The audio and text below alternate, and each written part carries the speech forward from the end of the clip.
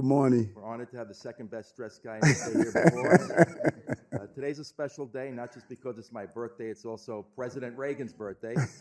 President Reagan had that famous quote, "Government's first duty is to protect the people, certainly not to run their lives." Mr. Mayor, in 2021, you had said we should protect our immigrants. New York City will remain a sanctuary city under an Adams administration.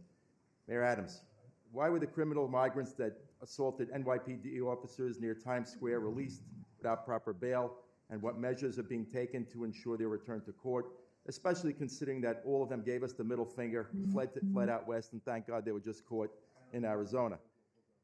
Can you explain the criteria behind the decision to release these individuals, especially given their prior arrests and the severity of the charges they face? Given the criticism surrounding the release of these attackers, what changes or reforms are you considering to ensure the safety of law enforcement officers and of the public? Have you petitioned the governor to use her power under Section 34 of the State Public Officers Law to get rid of DA Bragg? If not, why not? That was a mouthful. Well, they wiped out 2 minutes. So. First, as I stated, the assaults on our police officers that we all witnessed was not only assault on an individual's assault on our system of justice, and I want to be clear on that. And it was a despicable display of how you respond to a city that provided services. And we cannot mix up the role of sanctuary cities with the actions of those. The overwhelming number of migrants and asylum seekers are doing the right thing, taking the next step on their journey. I have no authority on what happens on the other arms on this prosecutorial level or on the federal level. My job is to make sure our police officers do the apprehension, what they did, which they're doing, and continue to do no matter who it is. You break the law, the New York City Police Department is going to carry out their function. Thank you, Mr. Mayor. But along the same lines, anti-Semitism is at an all-time high, especially in New York City, in places of education, and certainly in places of higher education. New York City Public School Chancellor David Banks has made several empty statements about zero tolerance, but continues to allow the anti-Semites to bully, harass, indoctrinate our children, and attack our teachers and children in New York City public schools.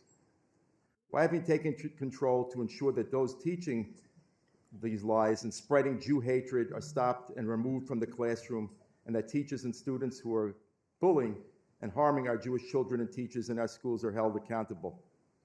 Well, I think that, as I shared with your colleague a little earlier, not only is my position strong on ending Islamophobia, anti-Semitism, LGBTQ violence, anti-Sikh violence, our life record has showed that. And I think Chancellor Banks has made it clear, not only in his presentation a few days ago, but in his actions. That he's not going to create or allow an environment to exist in the New York City public school system that is going to be against anyone that lives in our school system. And the increases that we're seeing, particularly after October 7th, has been in not only anti-Semitism, but even in Islamophobia.